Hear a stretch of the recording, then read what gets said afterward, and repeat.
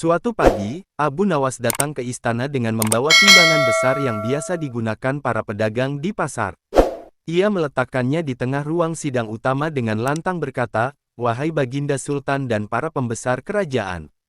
Inilah timbangan kejujuran. Mari kita lihat siapa yang masih memiliki berat dosa di kantong mereka." Para menteri tertawa kecil, menganggap itu lelucon Abu seperti biasa. Namun, Sultan Harun al-Rashid mengangkat tangan, "Biarkan dia. Aku ingin tahu permainan apa lagi yang dibawa si cerdik satu ini." Abu menunjuk satu persatu menteri, "Tolong tuan-tuan, bawalah seluruh kekayaan yang kalian simpan dalam bentuk apapun, lalu letakkan di atas timbangan. Aku akan menghitung apakah harta kalian sesuai dengan gaji resmi yang tercatat selama ini." Beberapa menteri langsung menoleh ke kanan-kiri, mulai merasa tak nyaman. Tapi mereka tak bisa menolak karena Sultan sudah mengangguk tanda setuju. Menteri pertama datang membawa sekantong koin emas. Beratnya jauh melebihi jumlah yang sesuai dengan penghasilannya selama 5 tahun. Abu hanya berkata pelan, "Wah, sepertinya emas ini tumbuh dari tanah sendiri." "Ya." Menteri kedua membawa 2 kotak perhiasan. Setelah ditimbang dan dibandingkan dengan catatan penghasilannya, angka-angkanya janggal. Luar biasa. Padahal beliau belum pernah berperang, tapi emasnya seperti habis menjarah satu negeri, sindir Abu.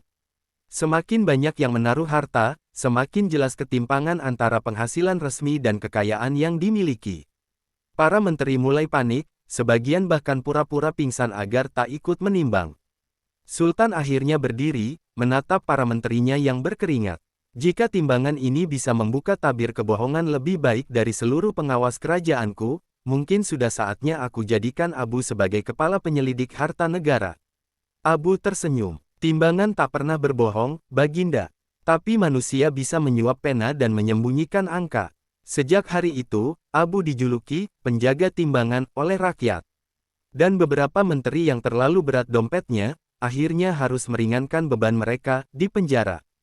Istana dikejutkan dengan sebuah lukisan besar yang tiba-tiba terpampang di dinding gerbang utama. Lukisan itu bukan bergambar pahlawan, bukan pula lambang kerajaan, melainkan seekor tikus gemuk, mengenakan jubah kebesaran, sedang mencuri sekarung gandum dari gudang rakyat. Sultan memanggil para penjaga, "Siapa yang menggantung lukisan ini?" "Abu Nawas, Baginda," jawab mereka. Abu datang dengan wajah santai. "Lukisan ini adalah simbol Kementerian Pangan, Baginda. Sesuai dengan realitas yang terjadi." Para menteri mulai gusar. Menteri urusan pangan langsung berdiri, "Ini fitnah. Saya tidak mencuri gandum." Abu tersenyum, "Benarkah? Tapi rakyat di desa-desa mengeluh tak pernah menerima kiriman pangan yang dijanjikan. Sementara rumah Anda dipenuhi periuk emas dan dapur yang tak pernah mati apinya." Sultan memerintahkan penyelidikan. Ternyata benar, pasokan gandum diselewengkan. Diganti dengan karung isi jerami, sedangkan gandum asli dijual diam-diam ke pedagang asing. Abu kembali berbicara, "Tikus memang kecil, tapi kalau tinggal di gudang, ia bisa membuat seluruh negeri kelaparan." Menteri itu tak bisa mengelak. Ia ditangkap, dan seluruh hartanya disita. Sultan memerintahkan lukisan tikus itu tetap dipajang sebagai pengingat bagi seluruh pejabat, "Jika kau menyimpan perutmu terlalu kenyang, pasti jejakmu akan sampai ke dinding istana." Abu menggali sebuah lubang bundar di tengah taman istana, lalu memagari sekelilingnya dan menutup bagian atasnya dengan tudung dari batu. Ia menyebutnya, "Sumur Kebenaran." "Ini bukan sumur biasa," katanya kepada Sultan. "Ia hanya akan menguapkan air jika orang yang jujur mengaku di atasnya. Tapi jika pembohong bicara, airnya akan diam." Sultan tertarik dan segera memanggil para menteri. "Mari kita uji keajaiban sumur ini," perintahnya. Satu persatu menteri diminta mengaku jumlah harta dan kekayaannya di atas sumur. Namun sebelum mereka datang, Abu telah diam-diam menutup lubang sumur dengan periuk panas dari dapur, lalu menyelimuti bagian atasnya agar terlihat wajar. Menteri pertama berdiri dan berkata, "Saya hanya punya satu rumah kecil dan sebuah kebun. Tak ada uap." Menteri kedua berkata, "Saya hanya punya 2 kuda dan 1 kereta. Tak ada uap." Mereka pun percaya bahwa sumur itu bisa mendeteksi kejujuran. Namun ketika rakyat diberi giliran bicara, Abu membuka tutup sumur itu sedikit, dan uap panas langsung menyembur. Rakyat bersorak, airnya bicara. Sultan pun menyadari, ini bukan sumur ajaib, tapi cara licik Abu Nawas untuk mempermalukan para menteri. Tapi ia tidak marah. Ia justru tertawa, sumur ini tidak bisa menguap karena mendengar kebohongan terlalu sering. Ia kehabisan harapan. Para menteri malu, dan beberapa segera mengakui harta mereka yang tersembunyi. Di suatu pagi yang sunyi, Sultan menerima surat yang aneh dari Abu Nawas. Isinya singkat, lebih besar dari, saya telah menyandera seekor kambing betina. Ia tidak bersalah, tapi menjadi simbol dari rakyat yang selalu jadi korban kerakusan pejabat. Saya akan mengembalikannya jika para menteri mengembalikan hasil korupsinya. Sontak istana geger. Abu Nawas menyandera kambing. Yang membuat suasana lebih kacau, kambing itu milik Menteri Keuangan, hewan kesayangannya yang biasa diberi apel dan kacang mete tiap sore. Abu merawat kambing itu dengan sangat baik. Ia beri nama, Rakyat. Kambing itu digiring ke taman kota dan setiap hari diberi makan oleh penduduk desa. Di lehernya tergantung papan kayu bertuliskan, lebih besar dari, saya disandera karena kalian disandera korupsi. Anak-anak mencium kepala kambing itu sambil tertawa. Orang tua menyodorkan rumput dan berkata, sabar ya, nak. Menterinya belum insaf. Akhirnya, Sultan memanggil semua menteri. Jika kalian tak ingin kambing kalian dipakai untuk parade, kembalikan dulu uang rakyat yang kalian sembunyikan. Beberapa menteri mulai ketakutan karena tekanan publik. Dalam seminggu, 5 di antaranya diam-diam mengembalikan harta yang diselewengkan. Abu pun mengantar kambing itu kembali ke istana dengan tandu, bak ratu. Rakyat bersorak. Suatu malam, Abu Nawas menyelinap ke kamar para menteri dan menyelipkan surat kecil di bawah bantal mereka. Isinya sama persis, lebih besar dari, aku tahu apa yang kau lakukan tahun lalu. Paginya, istana geger. 5 menteri tidak muncul di ruang rapat. 2 di antaranya mengajukan cuti mendadak.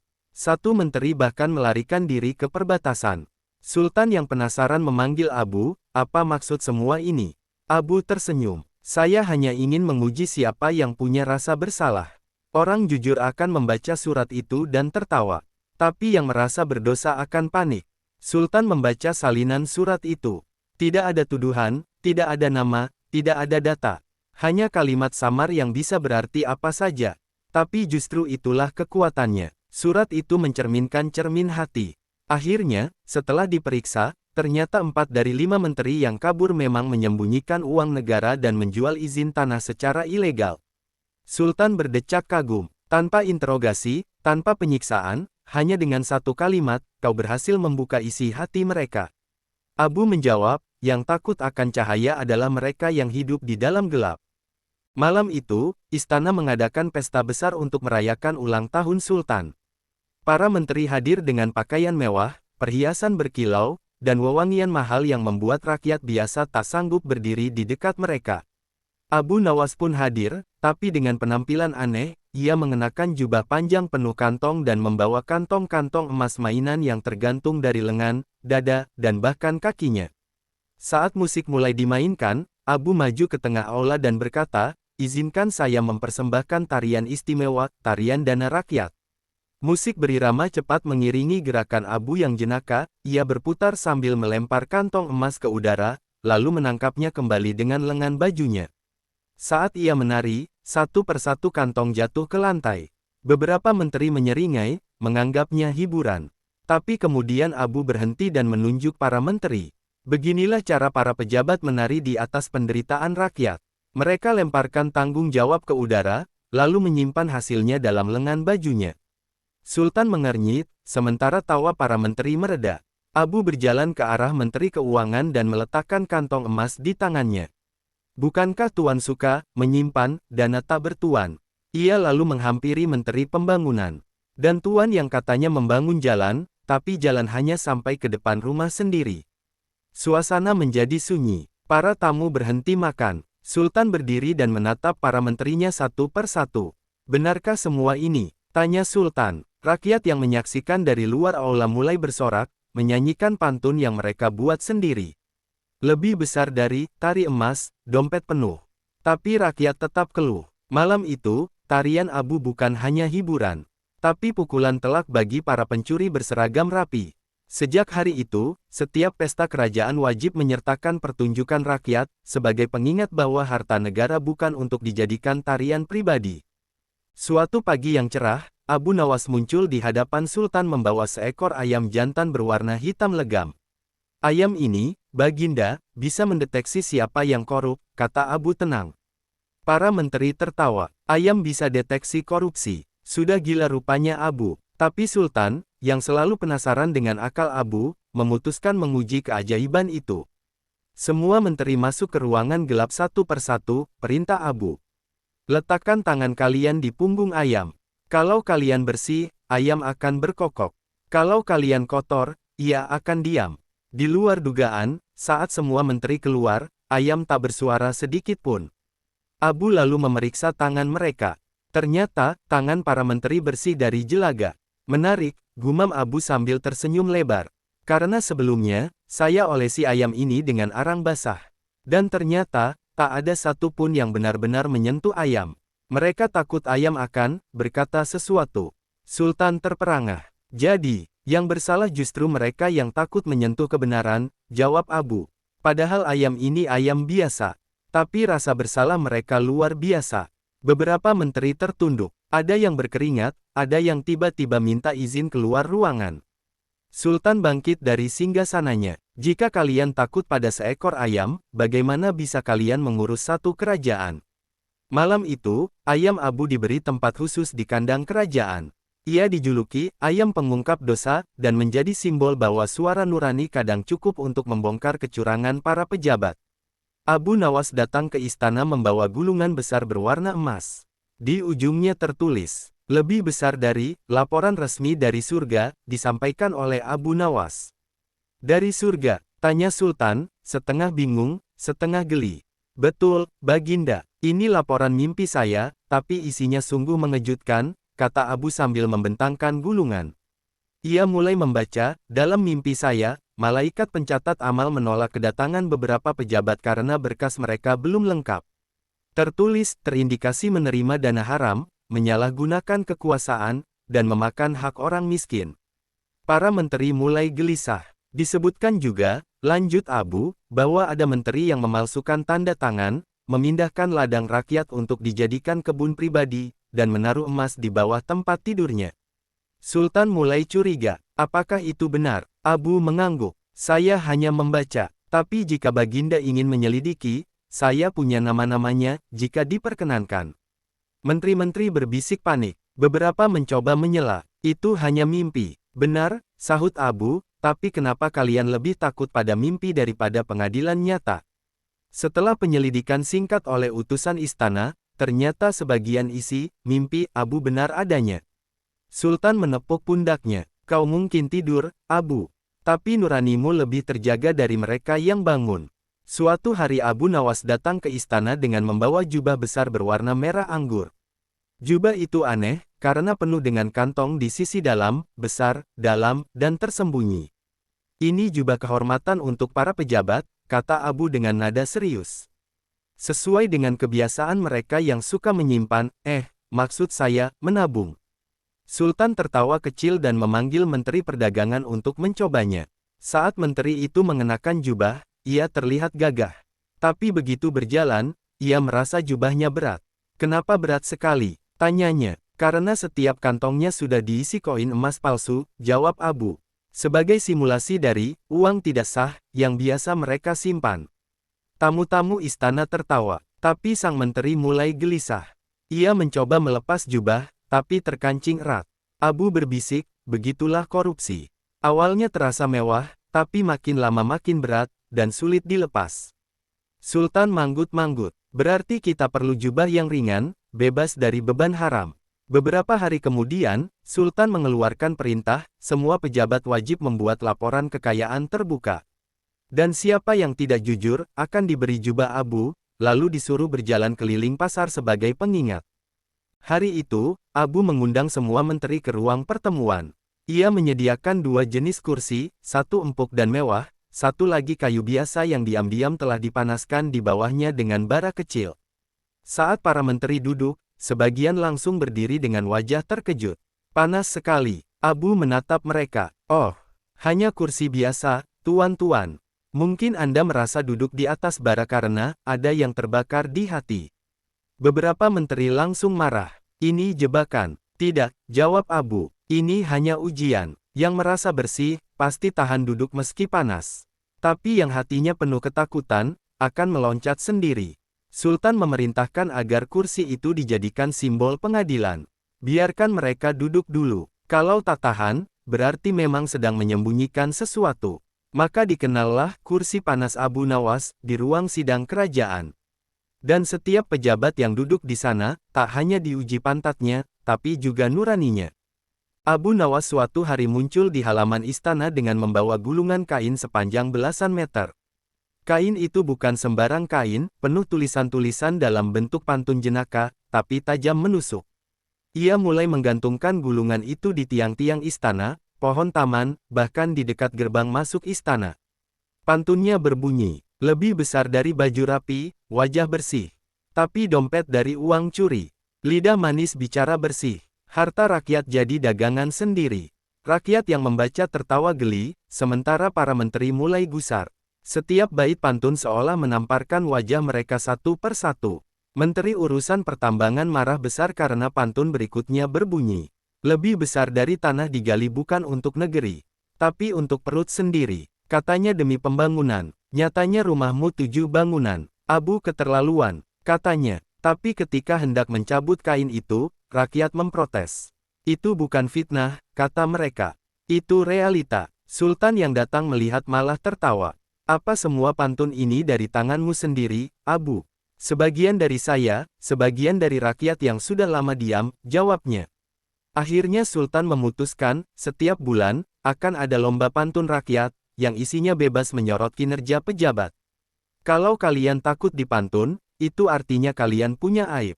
Pantun pun menjadi senjata baru rakyat dalam menyuarakan kebenaran.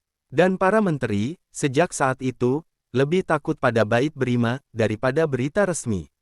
Abu muncul di hari pelantikan pejabat baru dengan membawa sekeranjang topeng dari kertas tebal. Di masing-masing topeng tertulis, pelayan rakyat. Ini untuk para menteri, katanya kepada Sultan. Agar mereka selalu ingat siapa yang mereka layani. Sultan menyetujui dan memerintahkan setiap menteri memakai topeng itu sepanjang hari. Tapi ada yang aneh. Ketika dipakai, wajah para menteri menjadi merah, mata mereka berair, dan beberapa langsung melepasnya sambil berteriak, pedas. Ternyata, Abu diam-diam mengolesi bagian dalam topeng dengan bubuk cabai dan minyak bawang putih. Abu, ini penghinaan, bentak salah satu menteri. Abu tetap tenang. Saya hanya ingin tahu siapa yang tulus memakai wajah pelayan rakyat, dan siapa yang hanya pura-pura. Kalau topeng ini membuatmu panas, berarti hatimu belum siap jadi pelayan. Sultan tertawa geli. Aku suka tesmu, Abu. Setelah kejadian itu, banyak menteri mulai berhati-hati bicara di depan rakyat. Mereka tahu, wajah bisa ditutup topeng, tapi watak tak bisa disembunyikan dengan hiasan. Topeng-topeng itu kemudian digantung di pintu kantor kementerian sebagai simbol. Lebih besar dari pelayan sejati tak butuh topeng untuk terlihat baik. Abu suatu hari datang ke balai kota membawa alat aneh, jam pasir raksasa, tapi bukan berisi pasir, melainkan koin emas dan perak mainan. Ini adalah jam pasir rakyat, jelas Abu. Setiap menit, koin dari atas akan jatuh ke bawah. Kita bisa lihat berapa banyak harta rakyat yang bocor setiap jamnya ke tangan para pejabat. Sultan dan para menteri tertarik melihatnya.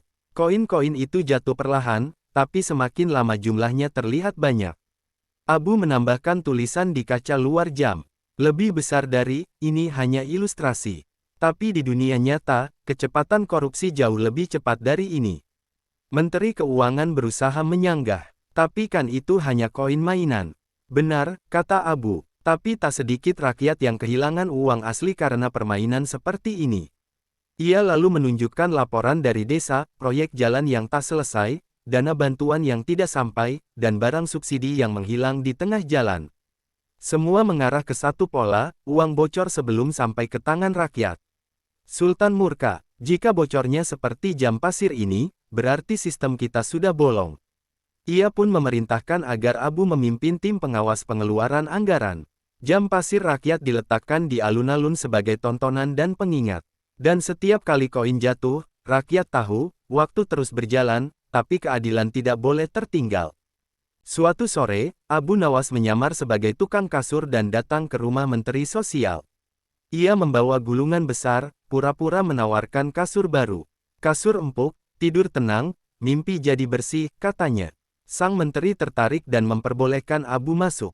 Namun Abu memperhatikan, rumah sang menteri luar biasa mewah.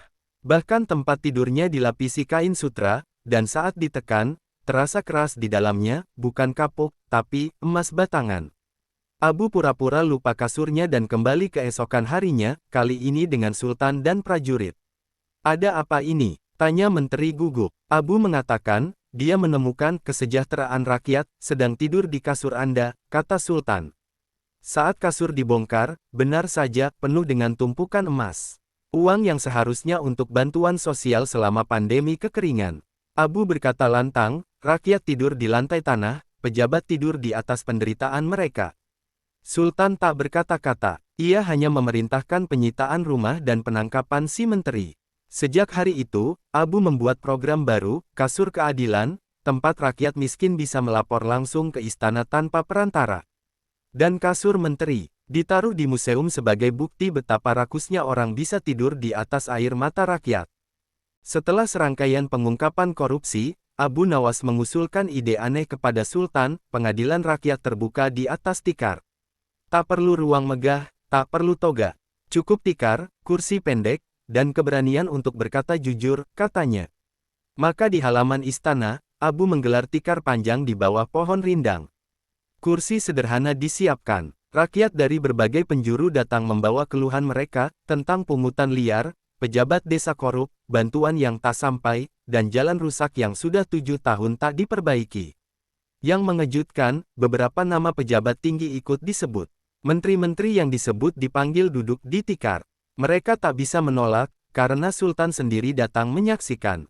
Siapapun yang disebut di tikar ini, wajib menjawab langsung ke rakyat, perintah Sultan. Beberapa pejabat terbata-bata. Abu memimpin sidang dengan kalimat khas. Lebih besar dari, jika kalian tak takut berdiri di aula emas, maka seharusnya kalian tak malu duduk di tikar rakyat. Hari itu, 5 pejabat mundur, 3 diproses hukum, dan puluhan lainnya mulai hati-hati dalam bekerja.